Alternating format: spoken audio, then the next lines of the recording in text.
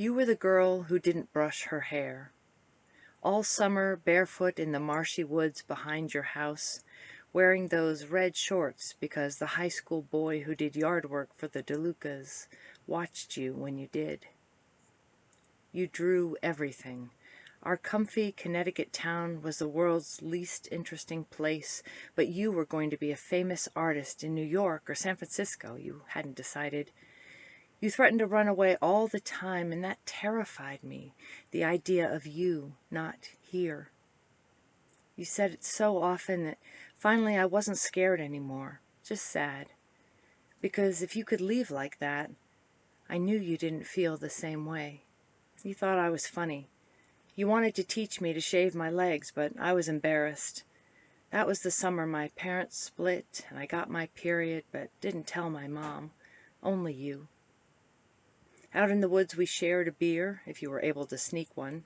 On an oak stump you made a little altar to Gaia, votive candles and empty beer bottles and roses snipped from the DeLuca's yard, and a locket some boy gave you, maybe that high school boy.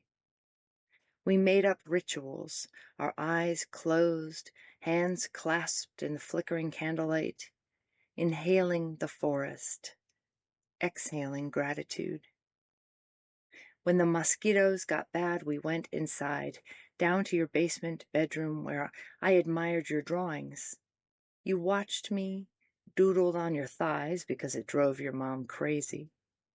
There were sketchbooks all over the floor, pages scrawled with whatever you were working on, horses getting their proportions right, and boxes that appeared to have weight. Noses seen straight on, I remember you did a lot of those. And hands. You said hands were the trickiest body part. Your school notebooks were covered in ink, your textbooks too, although you knew you'd be fined. Sometimes we took Polaroids of each other. Once we slipped off our shirts first. More than anything, I wanted to be you. You were the girl who got kissed by lots of boys because you always kissed back, curious. I think you went all the way with that high school boy, but you never said. You were the girl who had an abortion. Junior year, you carried condoms in your purse, but Steve asked, "Don't you wonder how much better it is, natural?" And you liked the sound of that, natural. And you were the girl who was curious. But you got pregnant and Steve was going nowhere, but you certainly were. You were leaving the world's least interesting place. Steve got his next girlfriend pregnant, too. Another girl who was the girl who had an abortion. After you moved into Brooklyn for art school, I saw you just that once at Stu Leonard's. You said you were back in town for Sandy's wedding, and I said, "I didn't know you two were friends." And you said, "I'm the maid of honor." We were strangers. It shocked me how suddenly we were. That night after Sandy's wedding, you were at your parents' house in your old basement bedroom, alone. You were the girl who moved away just like she said she would and found an interesting life and became more beautiful. I was in my apartment over Murphy's Tavern, far from the woods, wondering if you'd ever been my best friend, or did I make that up? They said you slept through the whole thing. How did they know that? A 60-foot deep sinkhole opened up beneath your parents' house, swallowing the basement. The police put up tape and kept everyone out, even your parents.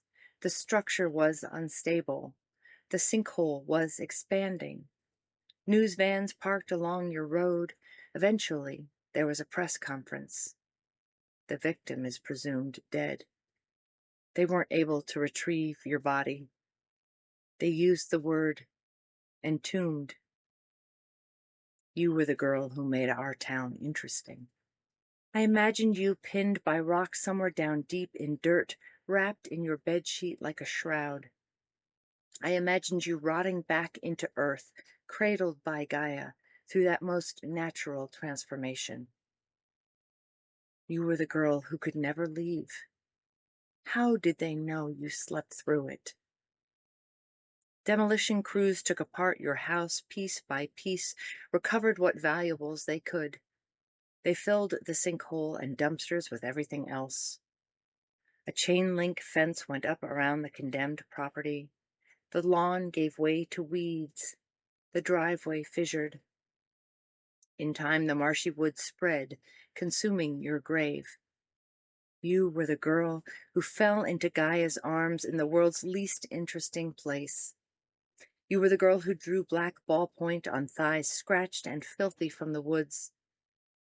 I was the girl who looked for you in drawings like kaleidoscopes, fragments arranged in patterns recognizable for a moment, then collapsed, shifted into something new.